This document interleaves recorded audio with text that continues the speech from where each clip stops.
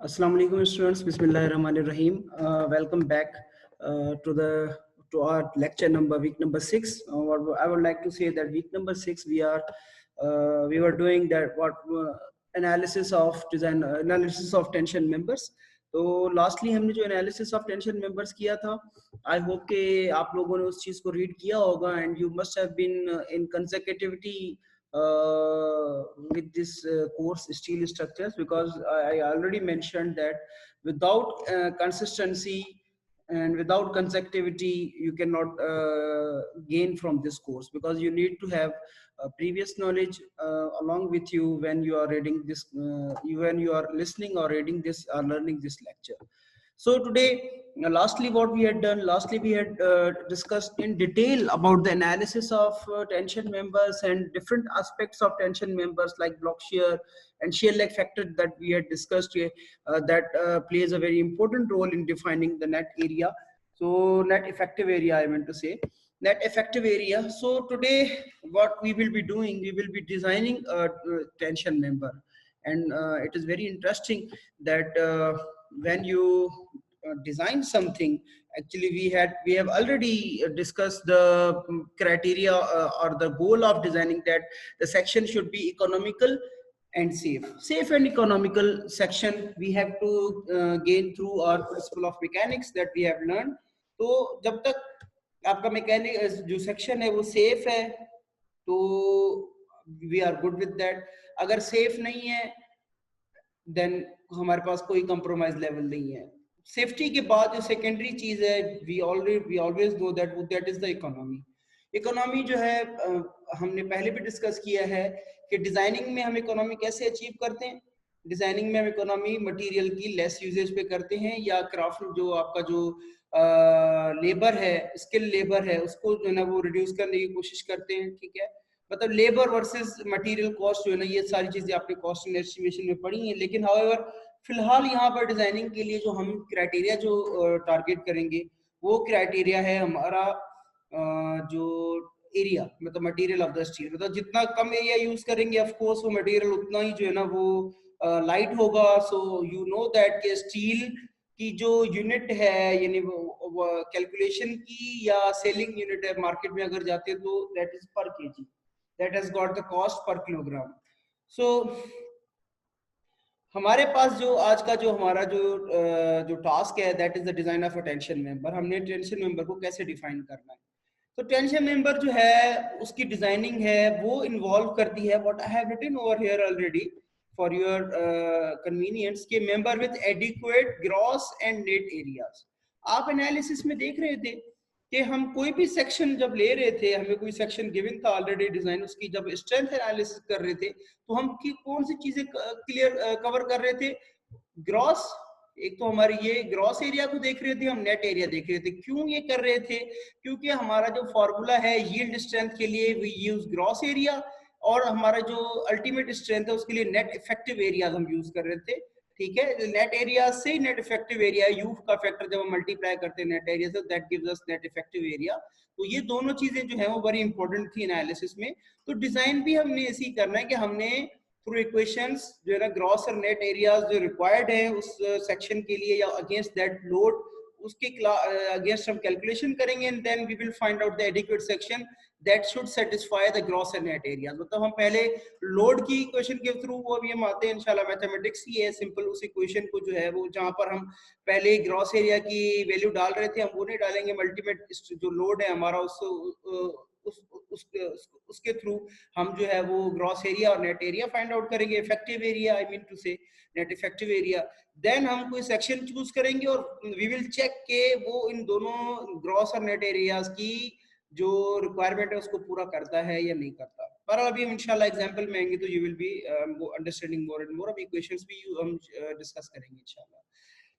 We know that कि अगर हमारा कनेक्शन बोल्टेड हो तो selection of suitable cross section जो है ना उसमें एरिया लॉस्ट होता है बिकॉज ऑफ होल्स. ठीक है, ये स्टेटमेंट यहाँ पे लिखी हुई है. This is a very interesting statement के रेक्टेंगुलर क्रॉस सेक्शन है तो उसके लिए कैलकुलेशंस बड़ी स्ट्रेट फॉरवर्ड है.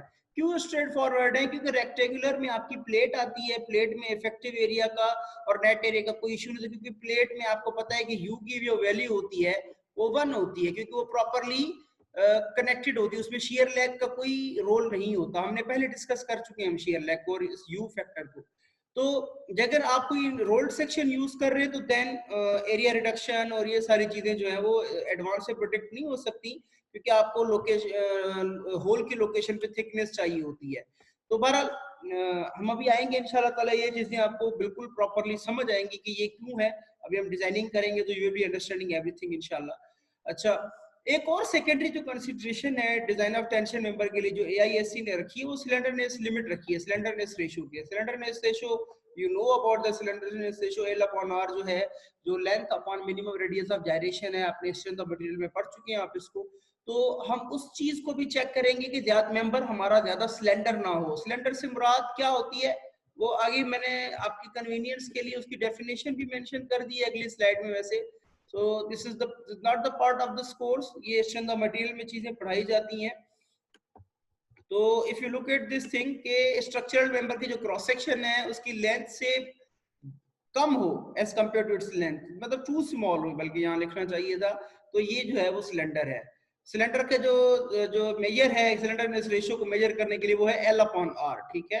L लेंथ है, R minimum radius of gyration है। गुड न्यूज इज दैट के हमारे जो AISC का जो मैनुअल है उसमें जो हमारे जो भी हॉट रोल्ड सेक्शंस हैं उन सब का minimum radius of gyration R minimum जो है वो हमारा गिवन है ऑलरेडी। तो मिनिमम रेडियस ऑफ जायरेशन क्या है, जो कि minor principal axis of the cross section को करे। मतलब एक होता है आपका, देखिए यहाँ पे अगर फॉर एग्जांपल मैं अगर एक W शेप यहाँ पे बना देता हूँ फॉर सेक ऑफ अंडरस्टैंडिंग, हालांकि this is not the part of this course but it really needs a discussion, थोड़ा आपका कॉन्सेप्ट इसमें क्लियर हो जाए कि कंप्रेशन मेंबर में भी ये चीज काम आनी है। This is the x y axis and this is the x axis, okay. ये y एक्सिस है और ये x एक्सिस है। जब अगर इसको हम फॉर एग्जांपल हम इसको इस सेक्शन को अगर हम टेंशन में यूज कर रहे हैं तो इसका एक ये जो है वो ये x एक्सिस है, ये y एक्सिस है। ये इसमें का जो मेजर एक्सिस है वो x एक्सिस है, क्योंकि टेंशन में इसको हम यूज करेंगे तो इसका जो ये जो y एक्सिस है ये मतलब वेब से कनेक्टेड होगा। फॉर एग्जांपल यहाँ पे ये कनेक्टेड होगा, तो इसका जो मेजर जो सेक्शन है, मैं अगर मतलब आप यूं समझेंगे अगर उस तरह भी हो तो ये एक्स एक्सिस इसका मेजर सेक्शन होगा कनेक्शन में। तो आपने माइनर प्रिंसिपल एक्सिस को लेना है कि कहीं पे माइनर प्रिंसिपल एक्सिस पे वो कहीं सिलेंडर ना हो जाए, ठीक है, सिलेंडरनेस ना आ जाए उसमें माइनर प्रिंसिपल एक्सिस पे, यानी बकल ना कर जाए, उसमें बकलिंग ना हो कहीं, ठीक है। तो हम एरिया आर जो है वो मिनिमम यहाँ पे वाई एक्सिस का लेंगे, जो भी हमारा सेक्शन होगा उसका हम आर जो मिनिमम होगा मैनुअल में से उसमें, क्योंकि दो एक्सिस हैं अभी आप देखेंगे इंशाल्लाह ताला, तो हम उसका जो लेंगे वो वाई एक्सिस। अगर कोई इसमें आपने कोई फर्दर डिस्कशन किसी को चाहिए हो तो I can give it, because this is not the topic for the steel structures, ये आपके कॉन्सेप्ट स्ट्रेंथ ऑफ मटेरियल के हैं, मैकेनिक्स ऑफ सॉलिड्स के हैं। So I would not like to further discuss this thing. अगर किसी ने इस चीज को प्रॉपरली सेपरेटली समझना है तो he can text me or he can get my separate concentration या focus, वो मुझे separate time ले सकता है। I would like to discuss इंशाल्लाह ताला, it will be my pleasure, okay। So जो आपकी जो ये जो मिनिमम रेडियस ऑफ जायरेशन है ये यहाँ पे ये लिखा हुआ है पार्ट 1 ऑफ द मैनुअल में ऑलरेडी गिवन है, ओके। तो now it becomes very easy, आपको पता है कि we always discuss LRFD ASG parallelly, हम दोनों को डिस्कस करते हैं, ठीक है। देखिए बेसिकली हमारी जो इक्वेशन थी पहले जो हम एनालिसिस के लिए यूज कर रहे थे वो यील्ड के लिए ये थी, फ्रैक्चर के लिए क्या थी ये थी, फैक्टर ऑफ सेफ्टी 0.75 है, फैक्टर ऑफ सेफ्टी 0.9 है। तो हमने क्या किया, हम ये कहते हैं कि जी ultimate strength should be less than this, it means के अल्टीमेट लोड से ये स्ट्रेंथ जो है वो ग्रेटर हो, इन अदर वर्ड्स, ठीक है। यहाँ पे ये देखें इन अदर वर्ड्स ये ग्रेटर हो, ठीक है।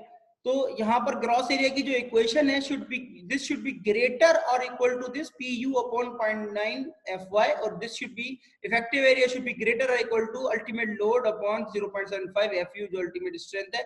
FY FU हमें पता है कि हमें मटेरियल प्रॉपर्टीज हैं, वो हमें जो ग्रेड ऑफ स्टील यूज कर रहे होंगे वो होंगे, और ये जो हमारा जो PU है ये अल्टीमेट लोड है, मतलब जो हमारा फैक्टर्ड लोड है LRFD में और ASG में हमारा सर्विस लोड है, ठीक है।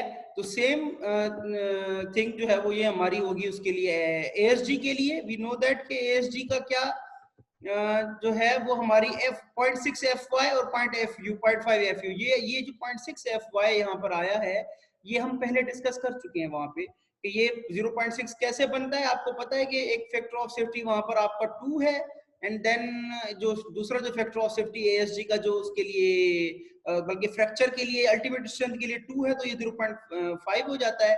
ठीक है, fu अपॉन 2 तो 0.5 हो जाएगा, और ये जो आपका है fu अपॉन 0.9 है, I think, I don't remember this thing, और ये इक्वेशन जो है वहां से वो ड्राइव हो रही है। We have already discuss these things. ठीक है, तो मिनिमम रेडियस ऑफ जायरेशन जो सॉरी मिनिमम सिलेंडरनेस रेशियो है, उस इक्वेशन से वो जो है वो इसकी एक्चुअली जो बेसिक रिक्वायरमेंट है कि मिनिमम जो सिलेंडरनेस रेशियो है, this should not be greater than 1/300। ठीक है, तो sorry, this should not be greater than 300। Okay okay, it should be less than 300। ये 300 से जो है सिलेंडर से जो कम होना चाहिए। तो ये इक्वेशन जो है वो आपकी वाइस वर्सा इस तरह हो गई कि आपने इसको L R greater should be greater than L upon 300। ये आपकी मैथमेटिकली जो है वो यहाँ पे क्रॉस एक्सचेंज हो गई एंड देन डिवीजन हो गई। ठीक है, so this equation comes out to be कि आर जो है, R minimum should be greater or equal to L over 300। ठीक है, ये मिनिमम रेडियस ऑफ जायरेशन है हमारा। ओके, तो ये this should be greater than L over 300। तो ये सारी की सारी जो चीजें हैं हमारे पास मौजूद हैं, and I would like to start the designing with you. तो डिजाइनिंग के लिए जो है वो हम पहला जो एग्जांपल लेंगे, आपको पता है कि एज वी ऑलरेडी डिस्कस कि जी प्लेट हो या रेक्टेंगुलर सेक्शन हो, then that's quite easy for the calculation point of view. So you here you can see there is an statement. Statement क्या है कि a retention member with a length of 5 feet 9 inch, ठीक है, member की जो length है वो कितनी है, 5 feet 9 inch, must register service dead load of 18 kips, 18 kips का dead load है, service live load of 52 kips, select a member with rectangular cross section, मतलब this is the plate। ठीक है, हमारा जो ग्रेड ऑफ स्टील है, material कौन सा है, A36 स्टील है। अज्यूम अ कनेक्शन, देखिए at this stage we are only designing the member. Remember, हम कनेक्शंस को हमेशा अज्यूम करेंगे या हमें कनेक्शन की डिटेल्स ऑलरेडी गिवन होंगी, we are not designing the connections. Connection is a different separate topic, जब हम आएंगे इंशाल्लाह तो कनेक्शन को भी डिजाइन करेंगे। Assume a connection with a line with one line of 7 by 8 inch diameter bolts।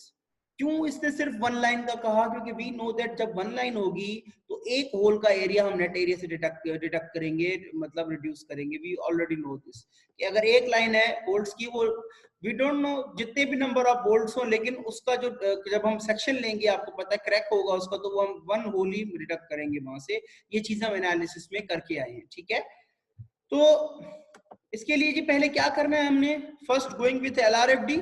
एलआरएफडी calculation है, लेकिन याद रखिएगा इसमें एक जनरल सॉल्यूशन है। जनरल सॉल्यूशन क्या है कि आपने क्या करना है, फैक्टर्ड लोड आपने यूज करने हैं, 1.2 dead 1.6 live, we have already been using this. तो अल्टीमेट लोड आपका कितना आ गया, अल्टीमेट लोड आपका आ गया 104.8 किप्स। सेम आपने इक्वेशन वहां से ली, ग्रॉस एरिया कैलकुलेट कर लिया, जो इक्वेशन ऑलरेडी हमने डिस्कस की, उसके थ्रू आपका ग्रॉस एरिया जो आया वो 3.235 इंच स्क्वायर आया। एंड देन इफेक्टिव एरिया जो आया हमारा वो अल्टीमेटली अल्टीमेट स्ट्रेंथ को जब हमने 0.75 और अल्टीमेट स्ट्रेंथ ऑफ मटेरियल से इस इक्वेशन को यूज किया, then that comes out to be 2.409 inch square. It means कि हमारे पास एक ऐसा रेक्टेंगुलर सेक्शन हो जिसका ग्रॉस और नेट एरिया एटलीस्ट इनके बराबर हो या इनसे ज्यादा हो, इनसे कम ना हो। ग्रॉस एरिया 3.235 इंच स्क्वायर हो उसका, और नेट एरिया जो है, नेट इफेक्टिव एरिया जो है वो उसका 2.409 इंच स्क्वायर हो। This is the minimum requirement. और ये प्लेट है, प्लेट के लिए आपको पता है कि net area will be equal to effective area, क्योंकि यू की वैल्यू जो है वो प्लेट के लिए आपको पता है 1 है, क्योंकि शेयर लेग फैक्टर इसमें नहीं होता, शेयर लेग फिनोमेना इसमें नहीं होता, ये टोटली कनेक्टेड होती है। We have already discussed this thing. तो आप क्या करेंगे जी, आप ये करेंगे कि आपको ग्रॉस एरिया के लिए आप कहेंगे थिकनेस, फॉर एग्जांपल हम कहेंगे अज्यूम करें 1 इंच थिक है। ठीक है, तो जब हम ग्रॉस एरिया को 1 इंच से करेंगे तो उसकी विड्थ कितनी आ जाएगी, 3.235 आ जाएगी, ये ग्रॉस विड्थ है उसकी। तो हम कहते हैं जी सेक्शन क्या हो गया हमारा 1 × 3/2, 3.235 को हमने 3 बाय हाफ कर दिया, मतलब बढ़ा दिया, ठीक है, क्योंकि कम नहीं होना चाहिए, ज्यादा हो सकता है, बराबर इक्वल हो या ज्यादा हो, तो हमने इसको 3.5 कर दिया। नेट एरिया कैसे कैलकुलेट होगा जी, 1 into 3.5, ये तो आपका है ग्रॉस एरिया, ठीक है, माइनस 7/8 हमारे होल डायमीटर है, प्लस 1/8 हमारी जो उसके लिए जो होल के लिए जो हम जो ग्रूव्स के लिए उसके लिए एडिशनल लेते हैं, और थिकनेस हमारी कितनी है, 1 है। तो this comes out to be effective area कितना आ गया, 2.5 inch square.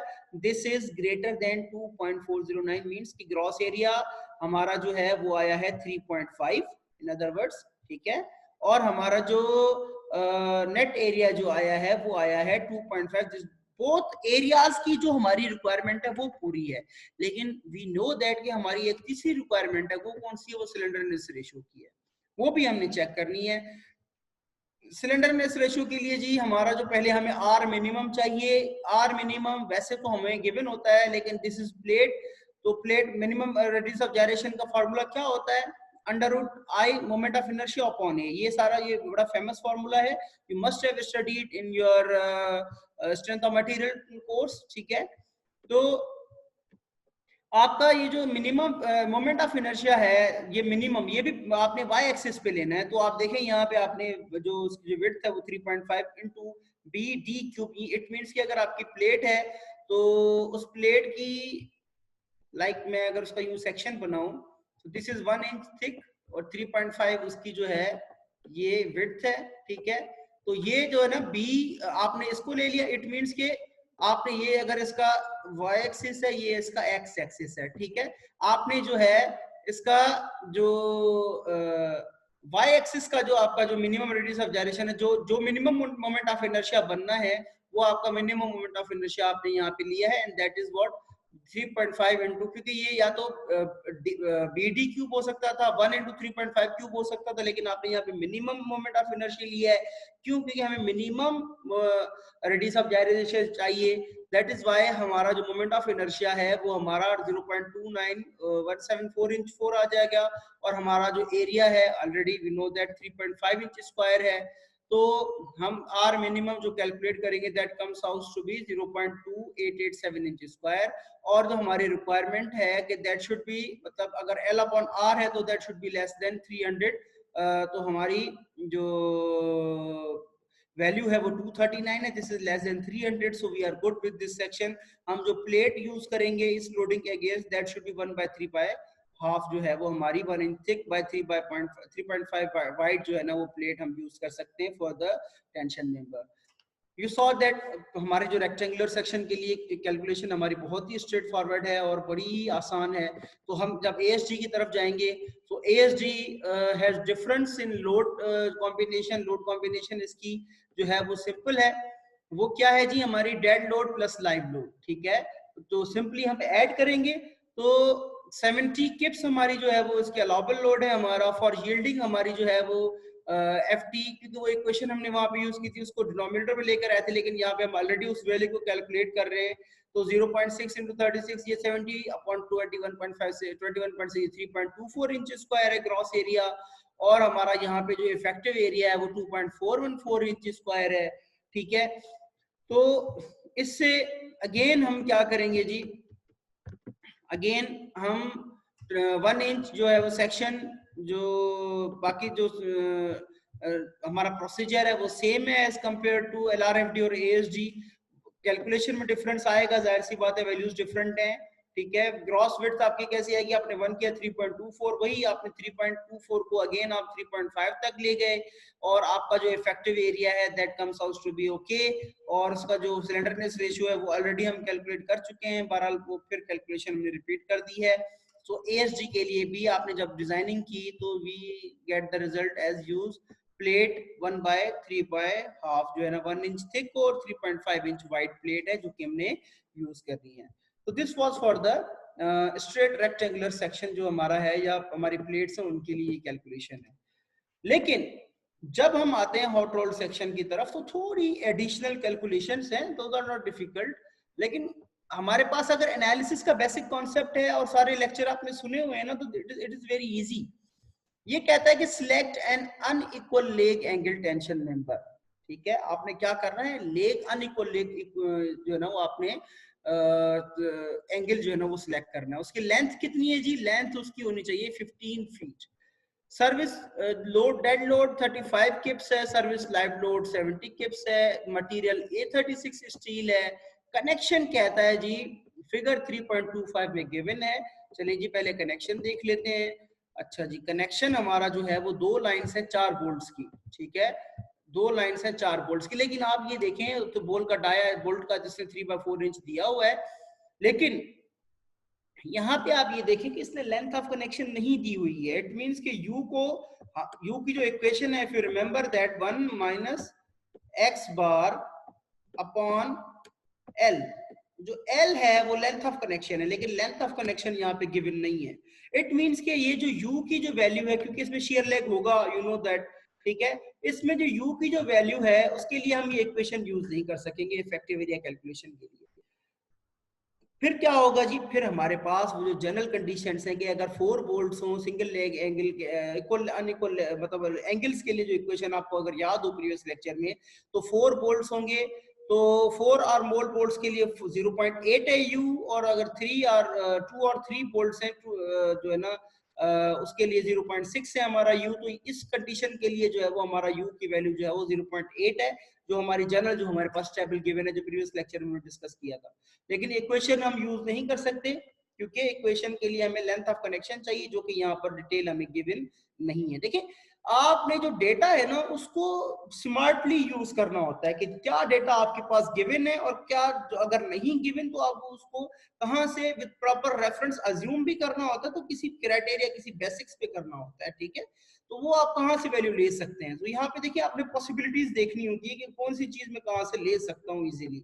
Okay, so starting with LRFD, आपने क्या किया, सेम चीज जो है वो आपने जस्ट लाइक प्लेट के लिए की थी, सेम कैलकुलेशंस की। पहले सर्विस लोड अल्टीमेट जो फैक्टर्ड लोड कैलकुलेट किया, gross area effective area calculate किया, रेडियस ऑफ जायरेशन जो है वो आपने बता दिया है कि जी, क्योंकि L और 300 करें या आप कैलकुलेशन के बाद चेक करें, बहरहाल L अपॉन 300 जो है आपका ये जो रेडियस ऑफ जायरेशन है, minimum R minimum should be at least 0.6 inch, ठीक है, क्योंकि आपको पता है कि R शुड बी ग्रेटर और इक्वल देन L अपॉन 300। ये मैं पहले आपके साथ डिस्कस कर चुका हूं प्रीवियसली। तो ये क्राइटेरिया फुलफिल करने के लिए R मिनिमम की जो वैल्यू है 0.6 इंच है। अब ये आपने सोचा होगा यहाँ पे हम जो कंसिडर क्यों, क्योंकि ये R मिनिमम की वैल्यू हमें हॉट रोल सेक्शन की मैनुअल में गिवन है।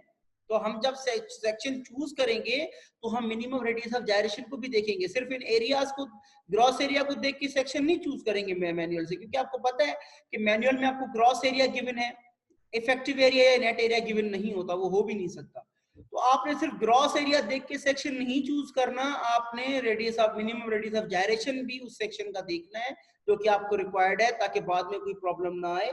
तो आपने ये भी देखकर चूज करना है कि आपकी कैलकुलेशन जो है वो फिर आपका जो सेक्शन है वो सेटिस्फैक्ट्री है और वो unsatisfactory in regard of radius of gyration ना हो। तो हमारे पास जो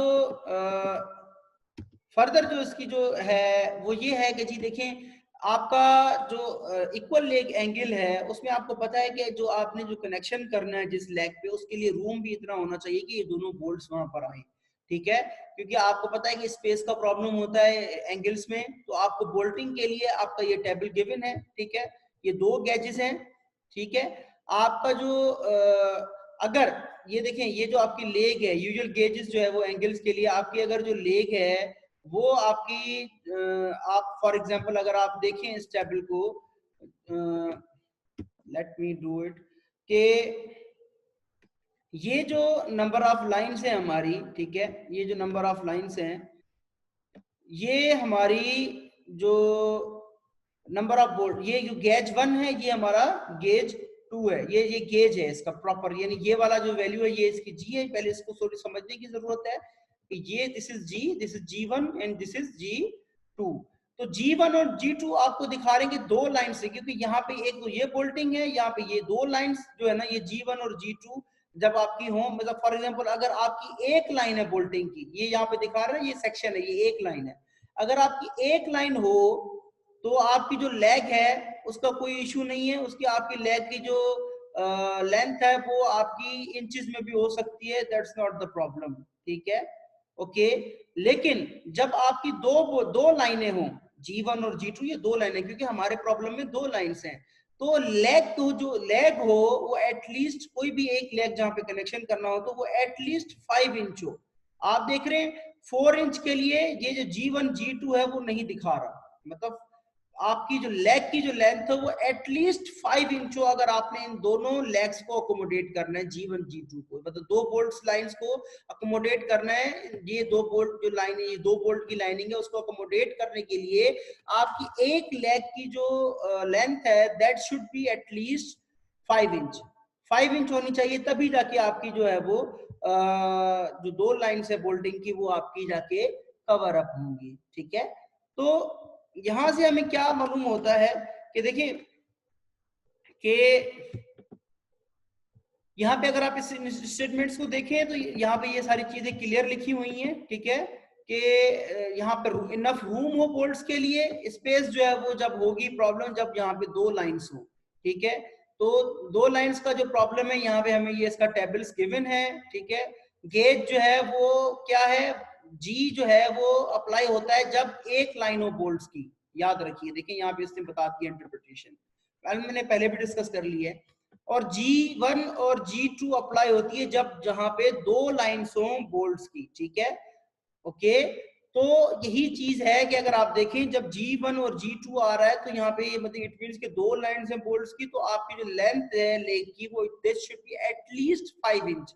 इट मींस, इससे क्या मतलब निकला, इससे क्या मतलब निकला, हमारे पास दो लाइन्स हैं बोल्ट्स की, हमें equal unequal leg angle select तो करना है, लेकिन कौन सा सिलेक्ट करना है जिसकी जो हायर लेंथ हो लेग की वो एटलीस्ट 5 इंच हो, समझे 5 इंच से कम के लिए हमारे पास ऑप्शन नहीं है, ठीक है। एक तो रेस्ट्रिक्शन थी ग्रॉस एरिया की, कि ग्रॉस एरिया ये होना चाहिए, cylinder radius of gyration, minimum radius of gyration ये होना चाहिए, उसके अलावा जो हमारे पास जो लेग है उसकी जो लेंथ है वो भी एटलीस्ट 5 इंच होनी चाहिए, वो सेक्शन हमने सिलेक्ट करना है। I hope you get it, ठीक है। तो आपने क्या करना है, आपने मैनुअल में जाना है, आपने मैनुअल में ऐसे नहीं कि डायरेक्टली जाके कोई हायर एरिया सिलेक्ट करना है, we need to do it in steps, ठीक है। स्टेप्स में क्या है जी, हम देख रहे हैं यहाँ पे कि हमारा जो सेक्शन है यहाँ पे L6/4/0.5, इसकी लेंथ जो है वो लेग की वो 5 है, 6 है सॉरी, ठीक है।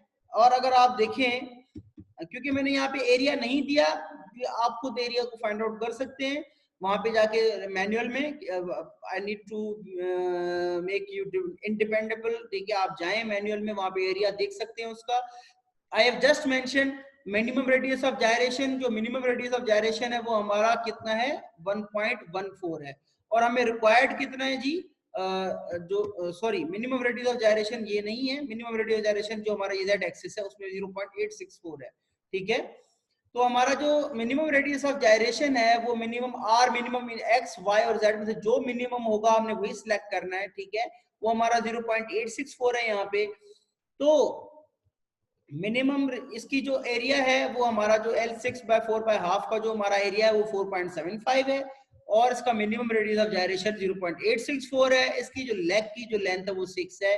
We are good with this section apparently. तो हम क्या करेंगे जी, हम ये करेंगे नेट एरिया कैलकुलेट करेंगे, नेट एरिया के लिए 2 बोल्ट्स है तो 2 लाइन है तो 2 बोल्ट्स की आप डिडक्शन करेंगे करेक्ट फिनोमेना के लिए, ठीक है। We already discuss this thing in analysis.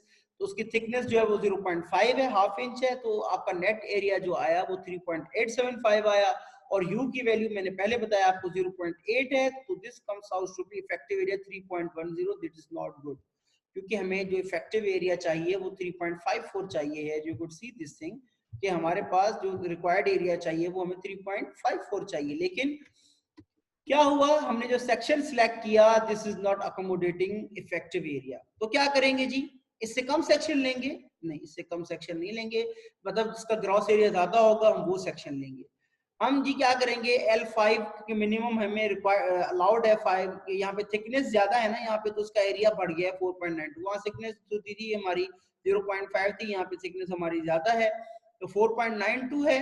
4.92 इसका इंचेस का ग्रॉस एरिया यहाँ 4.75 था, हमने 4.92 का कर लिया और मिनिमम रेडियस जायरेशन हमारा जो आया वो 0.46 इंच है इसका। वो कहाँ से पता चलेगा जी? वो हमारा जो मैनुअल है, मैनुअल में आप जाएंगे, आप उसको देखेंगे, मैं उसको नहीं देख रहा क्योंकि I have already taught you how to look at the manual. वो मैनुअल में आप जाएंगे और 0.47 या ये सारी की सारी वैल्यूज वहां पे मौजूद हैं। अच्छा जी, फिर क्या हुआ? हमने उसका नेट एरिया जब कैलकुलेट किया तो 3.826 आया और हमारा जब इफेक्टिव एरिया की बारी आई, this is also not accommodating effective area. आप क्या करेंगे? आपने इससे ज्यादा लार्जर सेक्शन ले लिया, आप यहाँ पे L8/4/2 ले लिया, ठीक है। तो आपका जो इसका ग्रॉस एरिया है वो 5.75 inch square. This is all available in manual, manual में आप जाके देख सकते हैं इन चीजों को। If you don't understand you can ask me, I will send you the related page, ठीक है। और इसका जो आर मिनिमम है वो हमारा है 0.863 इंच। तो नेट एरिया हमारा है 4.875 और effective area this comes out to be 3.9 और इसका जो मिनिमम रेडियस ऑफ जायरेशन है इट मींस के वो 0.863 है। वो मिनिमम रिक्वायर्ड हमें कितना था? रिक्वायर्ड था 0.6। इट मींस कि we are good with slenderness ratio also, ठीक है। तो यहाँ पे हमारा ये सेक्शन, हमारा इफेक्टिव एरिया भी हमें जो रिक्वायर्ड था वो आ गया और ग्रॉस एरिया तो ऑलरेडी हमने उसको लार्जर ही लिया है। तो हमारा ये सेक्शन जो है वो सेटिस्फैक्टरी है। इट मींस कि वी विल यूज L8/4/2 जो हमारा सेक्शन है। दिस शेप जो हमारी वो ये जो शेप है सारे रिक्वायरमेंट्स को पूरा करता है। तो सेम वुड हैपन एएसडी पे जब आप जाएंगे तो सिंपली आप इन लोड्स को ऐड करेंगे, ग्रॉस एरिया इफेक्टिव एरिया आ जाएगा, minimum radius of gyration would remain same, ठीक है। तो ग्रॉस एरिया आप क्या करेंगे? वो कैलकुलेशन ऑलरेडी हमने कर ली थी, आप डायरेक्टली ये सेक्शन सिलेक्ट करेंगे तो वो L8/4/2 है। तो आप अगेन 0.8 का फैक्टर यूज करेंगे। So we are good with this thing, ठीक है। जो L8/4/2 है इसमें जो ये हमारी सेक्शन की जो रिक्वायरमेंट है वो हमारी पूरी करता है क्योंकि इसके भी ग्रॉस एरिया 4.86 है, 3.62 है। ऑलरेडी हमारा जो जो सेक्शन है उसका जो एरिया है वो ग्रॉस एरिया जो है वो 5.75 है। So we are good. तो ये सारी की सारी चीजें एएसजी के लिए भी रिपीट करेंगे आप। और ये दिस इज आल्सो, बस फर्क क्या है? फर्क ये है कि आपके सर्विस लोड का प्रॉब्लम है। बस सर्विस लोड वहां पे फैक्टर लोड जो है वो जो वहां पे आपका जो लोड कॉम्बिनेशन है वो डिफरेंट है एलआरएफडी की, एएसडी की लोड कॉम्बिनेशन डिफरेंट है। उसके बाद का जो प्रोसीजर है वो जो इक्वेशंस है उसका है। और जब आप ट्रायल करते हैं सेक्शन की तो सेक्शन चूज करने का जो ट्रायल है वो एलआरएफडी हो या एएसडी हो वो सेम है। मीन्स के आप ग्रॉस एरिया जिसका सेटिस्फाई कर रहा होता है वो चूज करते हैं, फिर उसका इफेक्टिव एरिया कैलकुलेट करते हैं और सिलेंडर चेक करते हैं। जो अगर सेटिस्फाई कर रहा होता है तो आप उस सेक्शन को चूज करते हैं। अच्छा जी, दिस इज अनदर थिंग कि ये जो प्रॉब्लम है ये मैंने जो आपकी जो बुक की एक्सरसाइज है वो उससे लिया है आपके लिए। सो क्या कहता है कि जी ये भी वही चीज है। Select a single angle tension member A36 steel to resist dead load of 28 kibs and live load of 84 kibs. Length of the member is 18 feet and it will be connected with a single line of 1 inch diameter bolt. यहाँ पे single line है। It means कि आपकी जो leg की जो वहां पर आपको थी कि 5 इंच मिनिमम होनी चाहिए लेग की लेंथ, वो अब यहाँ पे आपकी जरूरत नहीं है क्योंकि सिंगल लाइन है बोल्ट्स की, ठीक है। और यहाँ पे कितने बोल्ट्स होंगे? 4 और मोर बोल्ट्स। इट मींस कि यू की वैल्यू अगेन आपकी 0.8 रहेगी, ठीक है। तो आपने क्या करना है? सेम वे इसको कैलकुलेट करना है। This is very easy. आपने लोड कॉम्बिनेशन यूज की, gross area effective area calculate किया, आर मिनिमम 0.72 है। आप मैनुअल में गए, आपने L5/3/5/3/4 चूज किया एंड दिस सेक्शन जब आपने कैलकुलेशन की तो वो आपकी calculation comes out to be a satisfactory section है। इफेक्टिव एरिया की भी नीड्स पूरी कर रहा है, ग्रॉस एरिया की भी। सेम विद एएसडी आपका क्या होगा? डेड प्लस लाइव लोड आपने ऐड कर दिया, सिंपली यहाँ पे ग्रॉस और इफेक्टिव एरिया आपने कैलकुलेट किए। तो यहाँ पे जो ग्रॉस एरिया रिक्वायर्ड था वो 5.19 था। यहाँ पे जो हमारा ग्रॉस एरिया रिक्वायर्ड है वो भी 5.19 है, 3.86 है। Let me see this thing 168 I think there is some, हाँ ठीक है। तो आपकी जो वैल्यूज है ये सेम है, ठीक है। तो आपने क्या किया जी? आपने ये किया कि आपकी जो नेट एरिया और ग्रॉस एरिया की जब आपने इफेक्टिव एरिया और ग्रॉस एरिया की जो कैलकुलेशंस की, वो कैलकुलेशन जो है वो आपकी जो आई हैं वो those comes out to be satisfactory with this section, मतलब L5 by 3 by half and 3 by 4 आप यूज करेंगे. अगेन यहाँ पे एक प्रॉब्लम है, यहाँ पे ये प्रॉब्लम है कि यूज A36 स्टील और आपने अमेरिकन स्टैंडर्ड चैनल जो सी है, सी जिसकी डेजिग्नेशन है चैनल शेप की, वो आपने यूज करना है. That will safely support a service dead load of 100 kips and a service live load of 50 kips. ठीक है.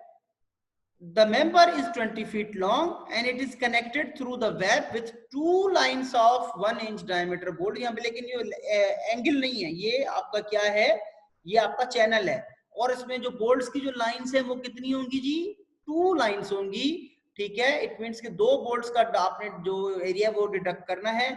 और यहाँ पे आपको अगेन एक एडिशनल इंफॉर्मेशन जो पिछले प्रॉब्लम्स में नहीं थी, वो ये है कि आपको लेंथ ऑफ कनेक्शन गिवन है. लेंथ ऑफ कनेक्शन यहाँ पे आपका कितना है, 6 इंच है. इट मीन्स कि आप जो इक्वेशन है यू की वो यूज कर सकते हैं.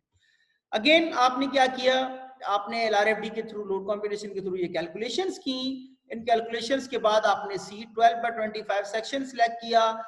वो बिल्कुल ठीक था क्रॉस एरिया के हवाले से, लेकिन उसकी जो मिनिमम रेडियस ऑफ जायरेशन जो थी वो हमारी सेटिस्फैक्टरी नहीं आ रही. ठीक है. ये उसने सिर्फ ये दिखाया है कि अगर आप मिनिमम रेडियस ऑफ जायरेशन कम भी हो तो एरिया की जो रिक्वायरमेंट है वो पूरी होती है. देखिए यहाँ पे ये गिवन है सारी चीजें.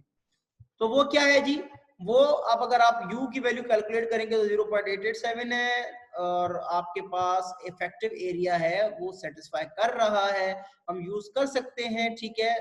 परमिसिबल है. लेकिन बहरहाल सिलेंडर रेशियो को भी हमने पूरा करना है, तो हम क्या करेंगे, एक लार्जर सेक्शन सिलेक्ट करेंगे जिसका minimum radius of gyration already इसको सपोर्ट, हमारे इसको सेक्शन को जो है वो सेटिस्फाई कर रहा है, रिक्वायर हमारी जो रिक्वायरमेंट को सेटिस्फाई कर रहा है in regard of minimum radius of gyration. तो जी नेट एरिया हमारे पास जो आया वो 9.1 है from calculation. I am going through fastly क्योंकि आपकी ये चीजें जो है वो प्रैक्टिस में है. 2 बोल्ट्स आपने डिडक्ट कर लिए. ठीक है. थिकनेस इसकी 0. जो है वो 44 है. ठीक है. क्योंकि ये जो थिकनेस है वो यहाँ पे ऑलरेडी गिवन है. If I show you where is it, flange की जो थिकनेस है, अगर C15 बाय, लेट मी सी कि ये कौन सा सेक्शन है, C15 बाय 33.9 जी, C15 बाय 33.9.